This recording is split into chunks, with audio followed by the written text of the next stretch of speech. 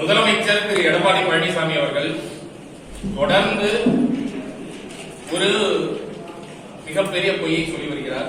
தமிழகத்தில் நடக்கிறது இ டெண்டர் அப்படின்னு சொல்லி, அதற்கு மாற்றாக தமிழகத்தில் தொடர்ந்து எஃப் டெண்டர்கள் தான் நடக்குது, பிக்சிங் டெண்டர்கள் தான் நடக்குது அப்படிங்கிறதுக்கான ஆதாரங்களை அறப்போர் இயக்கம் தொடர்ந்து வெளிக்கொண்டு வந்துட்டு இருக்கோம்.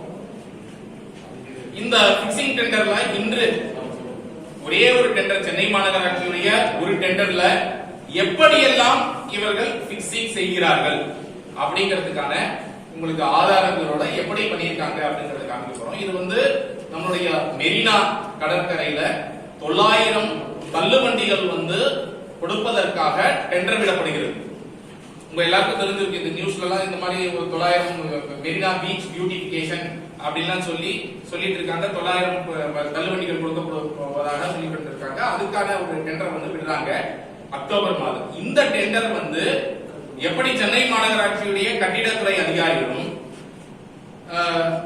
அதிமுகவுடைய இளைஞரணி துணை செயலாளராக இருக்கக்கூடிய அபிஷேக் ரங்கசாமி அப்படிங்கிற ஒரு நபர், அவருடைய நிறுவனமான ஏக்வாட் என்டர்பிரைசஸ் அப்படிங்கிற நிறுவனத்திற்காக எப்படி பிக்சிங் செய்யப்பட்டு டெண்டர் விதிகள் எல்லாம் தளர்த்தப்பட்டு டெண்டர் விதிகளை மீறி, அது மட்டும் இல்லாமல் இதுல ஐபிசி செக்ஷன்ல ஃபாலோ பண்ற ஃப்ராட்களையும் செய்து இது ஊழல் முறைகேடும் இதுல இருக்கு, லஞ்ச ஊழல் தடுப்பு சட்டத்தின் கீழ் அதற்கு கீழே வழக்கு பதிவு செய்யப்பட வேண்டும் அப்படின்னு சொல்லி ஐபிசி செக்ஷன், ஊழல் தடுப்பு சட்டம், டெண்டர் விதிகள், இந்த அனைத்து விதிமீறல்கள் மீதும் சென்னை மாநகராட்சி கட்டிடத்துறை அதிகாரிகள், அங்க இருக்கக்கூடிய சீஃப் இன்ஜினியர் ராஜேந்திரன் ஆகட்டும், சூப்பரிண்டென்டென்ட் இன்ஜினியர் விஜயகுமார் மற்றும் இந்த அதிமுகவுடைய இளைஞரணி துணை செயலாளர் அபிஷேக் ரங்கசாமி நிறுவனம், அதன் மீதும் வழக்கு பதியப்பட வேண்டும் அப்படின்னு ஆதாரத்துடன் இன்று அறப்போர் இயக்கம் லஞ்ச ஒழிப்பு துறையில் புகார் கொடுத்தோம். இந்த டெண்டர் அக்டோபர் மாதம் 16.4 ஒவ்வொரு எவிடன்ஸா எக்ஸ்பிளைன் பண்ண உங்களுக்கு அது டீடைலா முடியும். இந்த புகார்ல என்ன சொல்லப்பட்டிருக்கு அப்படிங்கறத நான் இந்த எவிடன்ஸோட எக்ஸ்பிளைன் பண்ணிடுறேன். அக்டோபர் மாதம் இந்த மாதிரி ஒரு டெண்டர் விடப்படுகிறது. 16.47 கோடி ரூபாய்க்கு 900 தள்ளுவண்டிகள் கொடுக்கப்பட வேண்டும் அப்படின்னு சொல்லி, இதன் மீது பங்கு பெறுவதற்காக இந்த டெண்டர் இந்த நிறுவனத்திற்கு ஏக்வாட் என்டர்பிரைசஸ், நீங்க பார்க்கலாம், இந்த அபிஷேக் ரங்கசாமி அவருடைய இன்ஸ்டாகிராம், பேஸ்புக் எல்லாத்துலயும் போட்டிருக்காரு எப்படி அவர் அதிமுகவுடைய இளைஞரணி துணை செயலாளர் அப்படின்னு சொல்லிட்டு. இவருடைய நிறுவனமான ஏக்வாட் என்டர்பிரைசஸ் அப்படிங்கிற ஒரு நிறுவனம் வைத்திருப்பதாக, அது துணி வியாபாரம், கார்மெண்ட் கடை வைத்திருக்கிறார். அவர் துணி வியாபாரம் செய்யக்கூடிய, ஆனால் அந்த கடைக்கு இந்த டெண்டர் கொடுப்பதற்காக இவர்கள் பிக்சிங் செய்கிறாங்க. என்ன பண்றாங்க அப்படின்னு சொன்னா, இவருக்கு இந்த டெண்டர்ல சொல்லப்பட்ட எந்த விதிகள், பல விதிகள் இவருடைய நிறுவனம் குவாலிஃபை ஆகல. அதனால டெண்டர்ல பல மாற்றங்களை கொண்டு வராங்க. டெண்டர் முடிவதற்கு முன்பாக என்னென்ன மாற்றங்கள் கொண்டு வராங்க அப்படிங்கறத நம்ம அனெக்ஷன் 3ல தெரிவிச்சிருக்கோம். கொஞ்சம் கிளாரிட்டி கம்மியா இருக்கு, பட் நான் உங்களுக்கு அதை எக்ஸ்பிளைன் பண்றேன். 5 வருஷம் ஒரு நிறுவனம் இருக்கணும் அப்படின்னு சொல்றத 3 வருஷமா குறைக்கிறாங்க. 3 வருஷமா குறைக்கணும்னு அவங்க கேட்கறாங்க. அதன்படி 3 வருஷம் குறைக்கிறாங்க. டர்ன் ஓவருக்கு அப்புறம் வர அதுக்கு அடுத்தது படி உங்களுக்கு மெட்டீரியல், இந்த மாதிரி ஒரு தள்ளுவண்டி பண்ணிருக்கிற எக்ஸ்பீரியன்ஸ் இருக்கணும், அனுபவம் இருக்கணும், இந்த மாதிரி மெட்டீரியல் சப்ளை பண்ணிருக்கணும் அப்படின்னு கேட்பதற்கு பதிலாக, அதுதான் ஒரிஜினல் கண்டிஷனா இருக்கு. ஆனா அந்த அனுபவத்திற்கு பதிலாக ஏதோ ஒரு ஃபேப்ரிகேஷன், ஜெனரலா ஃபேப்ரிகேஷன் அனுபவம் இருந்தால் போதும் அப்படின்னு சொல்லி விதிகளை தளர்த்துறாங்க. அதற்கு பிறகு ரொம்ப முக்கியமா என்ன பண்றாங்க அப்படின்னு சொன்னா, இவர்கள் அந்த நிதி அந்த நிறுவனத்திற்கு இருக்கா இல்லையா, எவ்வளவு கேபிட்டல் இருக்கு அந்த நிறுவனத்திற்கு வேலை செய்வதற்கு அப்படின்னு சொல்லுவாங்க. இந்த சர்டிபிகேட் யார் கொடுப்பாங்கன்னா வங்கிகள் கொடுக்கணும் அப்படிங்கிறதுதான் எல்லா டெண்டர்களும். எந்த டெண்டர் எடுத்து பார்த்தாலும் வங்கிகள் கிட்ட இந்த சர்டிபிகேட்டை வாங்கி சப்மிட் பண்ணணும்னு இருக்கும். அதை எப்படி தளர்த்துறாங்கன்னா, பிரைவேட் வங்கிகள் இல்ல, கவர்மெண்ட் வங்கி, பிரைவேட் வங்கி இங்க யாரையோ வாங்கி கொடுக்கலாம். ஆனால் அதை தாண்டி பிரைவேட் பினான்சியல், தனியார் நிதி நிறுவனங்கள் இருக்கு பாத்தீங்களா, வட்டி கடை, இந்த மாதிரி நிறுவனங்கள் கிட்ட இருந்து அந்த சர்டிபிகேட் வாங்கி அவர்களுக்கு இந்த கெப்பாசிட்டி 5 கோடி ரூபாய் இதில் போட்டு முதலீடு செய்து வேலை செய்வதற்கான கெப்பாசிட்டி இருக்குன்னு வட்டி கடையில இருந்து வாங்கி கொடுத்தா கூட போதும்னு சொல்லி இவர்கள் ஒரு கிளாஸ் கொண்டு வராங்க உள்ள. ஏனென்றால் இவர்களுக்கு அந்த கெப்பாசிட்டி கிடையாது அப்படிங்கிறதுக்காக. இது நம்ம இன்னும் டீடைலா எக்ஸ்பிளைன் நான் பண்றேன். அதே போல் வந்து 2 வேலைகள் செய்திருக்க வேண்டும் அப்படிங்கறத வந்து 50% டெண்டர் தொகை வந்து 16.4 இருக்குன்னா அதுல 50% கிட்டத்தட்ட 8.4 கோடி வருது அப்படின்னு சொன்னா அந்த 8.4 கோடி அளவிற்கு 2 வேலைகள் செய்திருக்க வேண்டும் இருந்தத வந்து ஒரே வேலையாக இருக்க வேண்டும் அப்படின்னு மாத்துறாங்க. அந்த ஒரு வேலைக்கான அனுபவம் மாதிரி இருக்கணும் அப்படின்னு மாத்துறாங்க. இதே மாதிரி மாற்றும் போது என்ன பண்ணிடுறாங்க, ஒரு தப்பு பண்ணிடுறாங்க. அதுலதான் நம்ம வந்து என்ன பண்றாங்கன்னா டர்ன் ஓவர் வந்து 100% டெண்டர் வேல்யூ எவ்வளவு இருக்கோ அவ்வளவு டர்ன் ஓவர் இருக்கணும் அப்படின்னு விதி இருக்கு. இவங்க என்ன பண்றாங்க, அத 50% மாற்ற வேண்டும் அப்படின்னு மாற்றுவதற்கு பதிலாக, ஏன்னா அந்த நிறுவனத்துக்கு 50% தான் இருக்குங்கிறதுனால 50% மாற்றணுங்கிறதுக்கு பதிலாக அந்த டெண்டர் கண்டிஷன்ல எழுதும் போது என்ன எழுதிருக்காங்க நீங்க பார்க்கலாம். என்ன ரிலாக்சேஷன் ரிக்வெஸ்ட் பாயிண்ட் நம்பர் 2 அனெக்ஷன் 3 ல பார்க்கலாம். Average annual turnover should be 50% more than the tender value மாத்திறாங்க.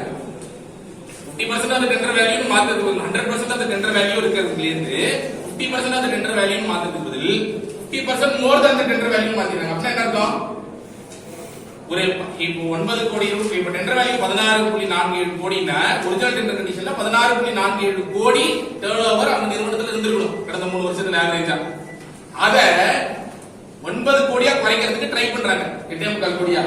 அதான் அது குறைக்கிறதுக்கு பதில் என்ன எழுதிடுறாங்க அப்படின்னு சொன்னா 150% மோர் தேன் தி டெண்டர் வேல்யூ எழுதிடுறாங்க. அப்ப 16.47 கோடி பிளஸ் 9 கோடி 25 கோடி டர்ன் ஓவர் இருக்கணும் அப்படின்னு டெண்டர் கண்டிஷன்ல போட்டுறாங்க.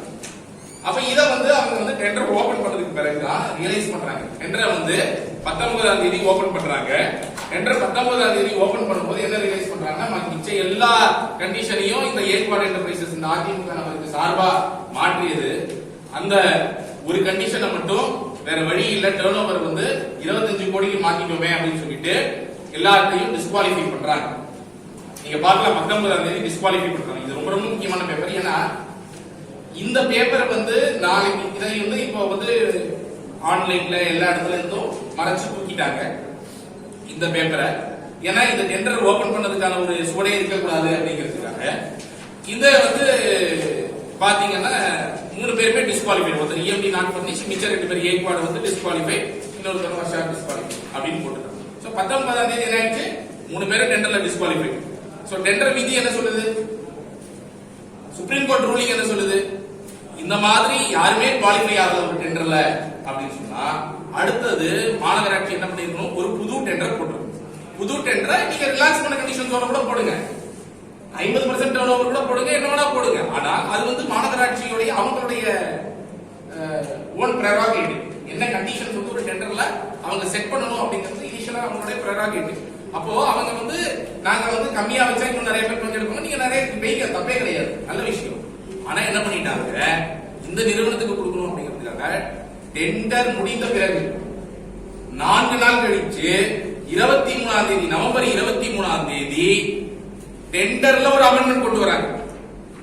டெண்டர் சட்டம் என்ன சொல்லுதுன்னா, நீங்க டெண்டர் அமெண்ட்மெண்ட் எப்ப கொண்டு வர முடியும், நாங்க வந்து எங்களுடைய புகார் நீங்க பாத்தீங்கன்னா புகார்ல நாங்க வந்து தெரிவிச்சிருக்கோம். எங்களுடைய புகார்ல வந்து நீங்க வந்து பேஜ் நம்பர் 4ல பாத்தீங்கன்னா நான் அந்த டெண்டர் ஆக்ட்ல இருக்கக்கூடிய விதி அப்படியே நான் வந்து போட்டிருப்பேன். அதை நீங்க பார்க்கலாம்.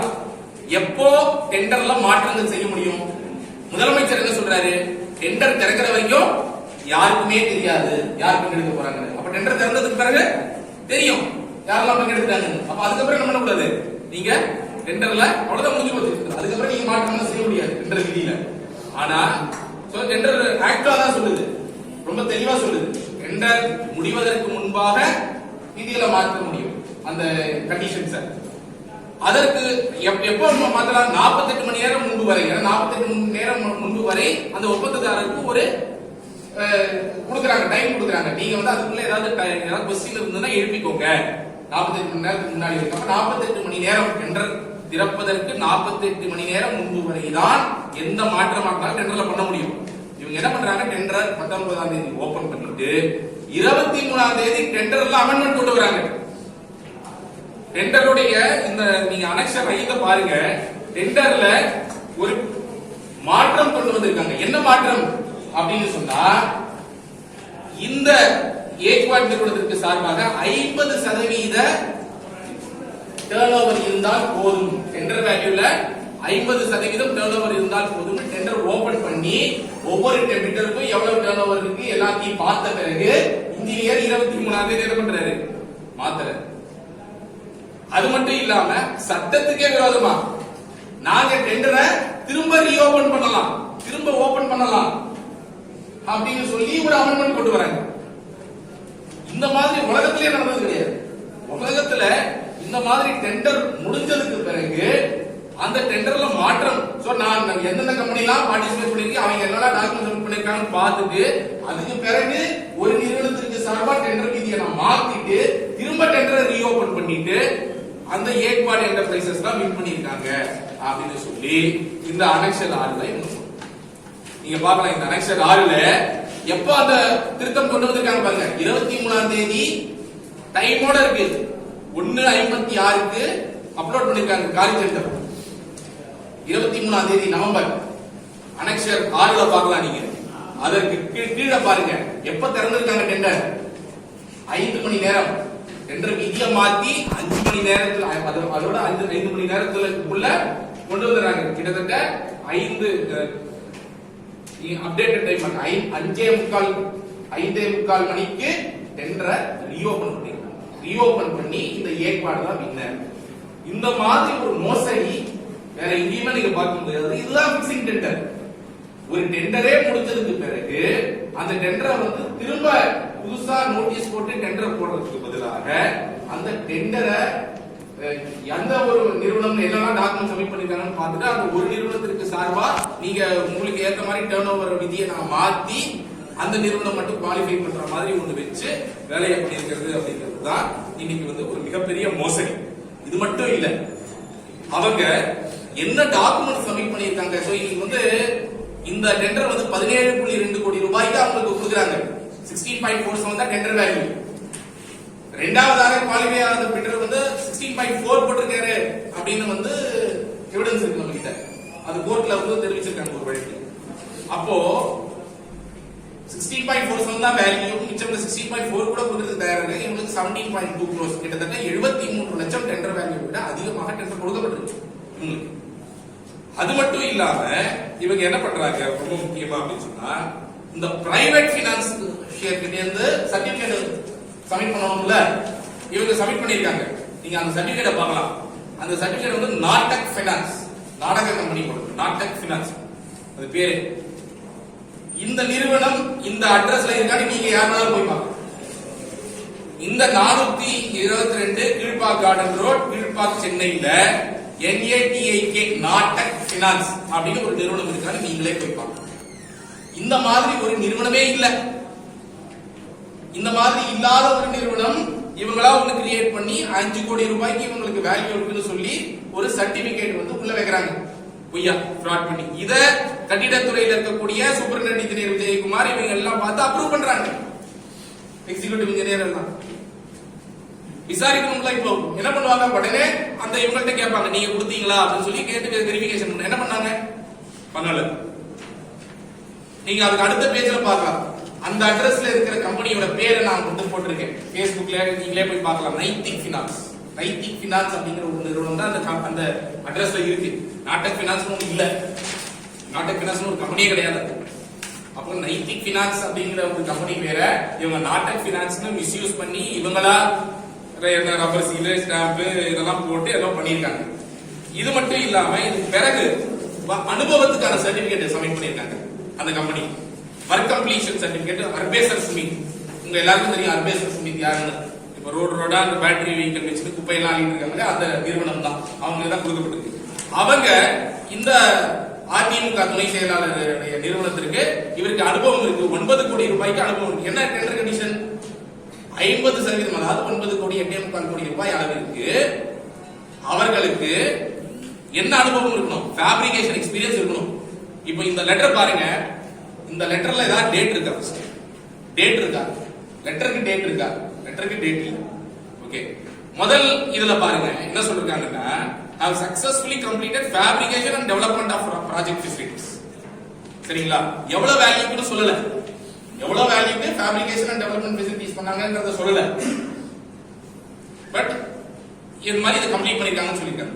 ஃபேப்ரிகேஷன் எவ்வளவு, டெவலப்மெண்ட் ஆஃப் ப்ராஜெக்ட் ஃபெசிலிட்டிஸ் எவ்வளவு அதையும் சொல்லல. ஃபேப்ரிகேஷன் எக்ஸ்பீரியன்ஸ் மட்டும் 8 கோடி ரூபாய் இருக்கணும், இதான் டெண்டர் கண்டிஷன். அது சொல்லல. அடுத்தது பாருங்க, all payments to the tune of 9 crores have been made. 9 கோடி நாங்க பேமெண்ட் பண்ணிட்டோம், ஆனா எதுக்கு அப்படின்னு சொல்லல. இது ஃபேப்ரிகேஷன் எவ்வளவுக்கு, இதுக்கு எவ்வளவு சொல்லல. சரி, இதுதான் பிரச்சனையா அப்படின்னு இது மட்டும் பிரச்சனை இல்ல, இந்த சர்டிபிகேட்டும் ஃபால்ஸ். ஏன்னா நீங்க இத வந்து நாங்க லஞ்ச ஒழிப்புத்துறைக்கும் சொல்லியிருக்கோம், போய் செக் பண்ணலாம். ஜிஎஸ்டி எந்த, ஏன்னா ஃபேப்ரிகேஷன் மெட்டீரியல் வாங்குறீங்கன்னா ஜிஎஸ்டி பே பண்ணிருப்பாங்க. இந்த எக்ஸ்பீரியன்ஸ் இருந்தது அக்டோபருக்குள்ள அவங்க 9 கோடி ரூபாய் பண்ணிருக்காங்க ஜிஎஸ்டி. அவங்க வந்து அந்த மெட்டீரியல் வாங்கினதுக்கு அந்த ஃபைன் பண்ணிருப்பாங்க. ரெவென்யூ 9 கோடி ரூபாய் கொடுத்ததுக்கு ஃபைன் பண்ணிருக்கும். எதுவுமே நடக்கும். அப்படின்னா இந்த மாதிரி ஒரு சர்டிபிகேட்டும் எப்படி ஒரு ஃபால்ஸான ஃபேக்கான சர்டிபிகேட் அப்படிங்கிறது. இந்த மாதிரி இந்த டெண்டர்ல எப்படி ஃபிக்ஸிங் பண்ணிருக்காங்க. ஒரு எஃப் டெண்டருக்கு உதாரணம், ஏன் எஃப் டெண்டர்னு மீண்டும் மீண்டும் சொல்றோம். இந்த மாதிரி இந்த ஃபேக் சர்டிபிகேட் மட்டும் நீங்க மாநகராட்சி ஹைவேஸ்குள்ள போய் சர்டிபிகேட் எடுத்து பாத்தீங்கன்னா பல சர்டிபிகேட் மாறும். இன்னைக்கு வந்து எல்லா டெண்டர்களும் ஃபிக்ஸிங் செய்வதில் நிறைய ஃபேக் சர்டிபிகேட்ஸ் உள்ள வைக்கிறாங்க அப்படிங்கிறது வந்து தொடர்ந்து சொல்லப்படுது. எப்படி டெண்டர் முடிந்த பிறகு டெண்டர் விதியை மாற்றிட்டாங்க அப்படிங்கிறது காரணம். இது ஆதாரங்களோட நம்ம லஞ்ச ஒழிப்புத்துறைக்கு புகார் கொடுத்திருக்கோம். லஞ்ச ஒழிப்புத்துறை கட்டிடத்துறையுடைய இந்த தலைமை பொறியாளர்லேருந்து கண்காணிப்பு பொறியாளர்லேருந்து இவங்க எல்லாம் நடவடிக்கை எடுக்கிறோம். மேலும் இதற்கு இவங்க மட்டும் இல்ல, இவங்களை தாண்டி டெப்டி கமிஷனர் ஒர்க்ஸ்க்கு என்ன ரோல் இருக்கு, கமிஷனருக்கு என்ன ரோல் இருக்கு, இது எல்லாமும் விசாரிக்கப்பட வேண்டும். எல்லா பப்ளிக் சர்வன்ஸும் விசாரிக்கப்பட வேண்டும். இதுல என்ன ரோல் இருக்கு அப்படின்னு சொல்லிட்டு மிக முக்கியமாக நீதிமன்றத்துல வந்து பியூட்டிபிகேஷன் ப்ராஜெக்ட் வரும் பொழுது 16 கோடி ரூபாய்க்கு சப்ளை பண்றதா அந்த கான்ட்ராக்டர் சொன்னதாக சொல்லப்படுகிறது. அப்படி இருந்தா ஏன் 17.2 கோடி கொடுத்தீங்க அப்படிங்கிற மிக முக்கியமான கேள்வி இருக்கு. சோ இந்த இதனால் நம்ம மக்கள் பணம் இழப்பு ஏற்படுகிறது. ஏன் எஃப் டெண்டர் நம்ம எதிர்க்கிறோம்? ஒண்ணு, நீங்க வந்து ஓபன் டெண்டர் விட்டீங்கன்னா 5 பேர் 10 பேர் போட்டி போடப்படுவதுதான் தரமானவர்கள் குறைந்த விலைக்கு, மக்கள் பணம் வந்து சேவாகும், மக்கள் பணம் வந்து குறைவான விலைக்கு டெண்டர் போட முடியும். ஓபன் காம்படிஷன் நடக்கணும். நம்மளோட எய்ம் அதுதான். ஓபன் காம்படிஷன் நடந்தாதான் எல்லாரும் போட்டி போட முடியும், தரமானவர்கள் வேலை செய்ய முடியும். வேலை செய்பவர்களை இன்ஜினியர் கேள்வி கேட்க முடியும். இந்த மாதிரி கொல்யூட் பண்ணி கூட்டு சதி பண்ணி இந்த மாதிரி வந்து ஒரு டெண்டர் போட்டு தேவையானவர்களுக்கு டெண்டர் கொடுப்பதன் மூலமாக மக்கள் தான் நேரடியாக பாதிக்கப்படுவாங்க. அந்த புஷ்கார்டு அங்க கொடுப்பாங்க, கடைசியில் அது வந்து பாதிப்பு அரசு ஒரு குவாலிட்டி இல்லாத யார் கேள்வி கேட்க முடியும்? அந்த பில்டிங் டிபார்ட்மெண்டோடைய சூப்பரிண்டென்டென்ட் இன்ஜினியரே இந்த வேலையை பண்ணாங்க, யார் கேள்வி கேட்பாங்க? நாளைக்கு அந்த புஷ்கார்டு ஒரு வருஷம் கூட தாண்டல. அப்போ இதற்கான நடவடிக்கை உடனடியாக எடுக்கப்பட வேண்டும். கமிஷனர் பிரகாஷ் அவர்கள் என்ன பதில் சொல்ல போகிறார்? முதலமைச்சர் எடப்பாடி பழனிசாமி அவர்களும் உள்ளாட்சித்துறை அமைச்சர் எஸ் பி வேலுமணி அவர்களும் இ டெண்டர் சொல்லிட்டு இல்ல, இது எஃப் டெண்டருக்கு என்ன பதில்? இதுதான் எங்களுக்கு நன்றி.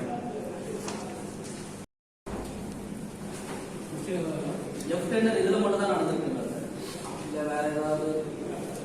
எஃப் டெண்டர்கள் வந்து மாநகராட்சியில நாங்க தொடர்ந்து 2 வருஷம் முன்னாடியே நிறைய ஆதாரங்களை வெளியெடுத்து வந்து நீதிமன்றத்தில் வழக்கு போயிட்டு இருக்கு.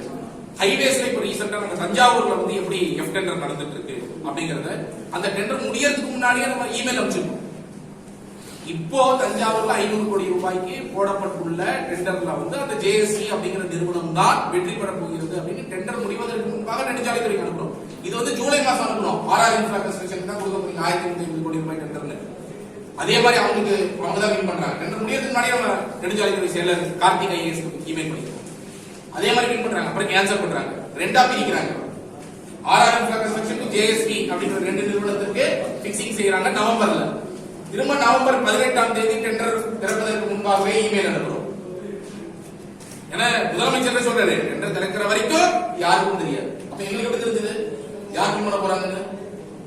ஏன்னா இது பிக்சிங் இவர்களுக்கு தான் அப்படின்னு முன்னாடியே பிக்சிங் செய்யப்படுகிறது. இதுல வந்து இதெல்லாம் என்ன லஞ்சம் வாங்கப்படுகிறது என்பதெல்லாம் விசாரிக்கப்பட வேண்டும். இந்த மாதிரி 2 டெண்டரும் எக்ஸ்போஸ் பண்றோம். அந்த ஜேஎஸ்டி டெண்டர் திரும்ப கேன்சல் பண்றாங்க, திரும்ப போடுறாங்க. திரும்ப இந்த மாதம் வந்து ஜனவரி மாதம் வந்து அவர்களுக்கு தான் பிக்சிங் செய்யப்படுகிறது அப்படின்னு அந்த டெண்டர் முடியறதுக்கு முன்பாகவே நம்ம அனுப்புறோம். அதே மாதிரி மீண்டும் அவர்கள் வெற்றி பெற்றாங்க. இந்த அளவிற்கு முதலமைச்சர் துறையில, உள்ளாட்சித்துறை அமைச்சர் துறையில, பல துறைகள் பாரத் நெட் டெண்டர்ல எப்படி பிக்சிங் நடந்ததுன்னு எக்ஸ்போஸ் பண்றோம். இந்த மாதிரி தொடர்ந்து இந்த பிக்சிங் டெண்டர்களால ஆயிரக்கணக்கான கோடி ரூபாய் தமிழகத்தில் இழப்பு ஏற்படுது.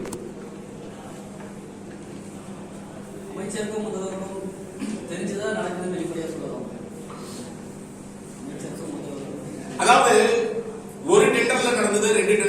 நடக்குதுன்னா அமைச்சருக்கு தெரியாம நடக்குதுன்னு சொல்லணும். இவ்வளவு டெண்டர்கள் வரிசையாக பிக்சிங் செய்யப்படுகிறது. இதற்கு என்ன நடவடிக்கை எடுத்தீங்க? நம்ம என்ன கேட்டிருக்கோம்? நிதித்துறை செயலாளருக்கும் கமிஷனர் பிரகாஷ் ஐஏஎஸ்க்கும் பல முறை நம்ம முறையிட்டு நீங்க நம்ம என்ன சொல்றோம், இஎம்டி ஆன்லைன்ல கொண்டு வாங்கன்னு கேட்கிறோம். இஎம்டி பேமெண்ட் இந்த 1% தொகையை நீங்க ஆன்லைன்ல பேமெண்ட் பண்றதுக்கு கூட கார்த்திகேயன் ஐஏஎஸ் உங்கள் அனைவரின் முன்னாலும் சென்னை மாநகராட்சி ஆணையராக இருக்கும்போது இஎம்டி பேமெண்ட் ஆன்லைன்ல கொண்டு வரணும்னு பிரஸ் கான்ஃபரன்ஸ்ல சொன்னாரு. 2 வருடங்கள் ஆச்சு, இன்னி வரைக்கும் ஏன் கொண்டு வரல? ஏன்னா அது ஆன்லைன்ல கொண்டு வந்தா பிக்சிங் செய்யறதுக்கு கஷ்டமாகும். சென்னை மாநகராட்சியில் இருக்கிற சின்ன டெண்டர்கள், சுவன டெண்டர்கள் எல்லாத்தையும் ஒரே ஷாட்ல கரப்ஷன் ஃப்ரீயா மாத்த முடியும்.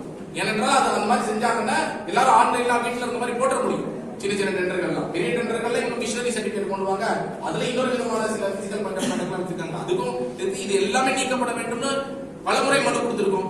அப்போ உண்மையிலேயே எடப்பாடி பழனிசாமி அவர்களும் அமைச்சர் வேலுமணி அவர்களும் ஊழலற்றவர்களாக இருந்தார்கள் என்றால், இந்த ஊழல்களில் அவர்களுக்கு சம்பந்தம் இல்லை என்றால் அவர்கள் இதை செஞ்சிருக்கணும். ஈட்டென்றாக மாத்திருக்கணும், ஈட்டென்றாக மாத்திரத்துக்கு வேலை செஞ்சிருக்கணும். அப்ப இது எதுவுமே செய்யல அப்படின்னு சொன்னா அவர்களுக்கு இந்த ஊழல்கள் சம்பந்தம் இருக்கு அப்படின்னு அர்த்தம்.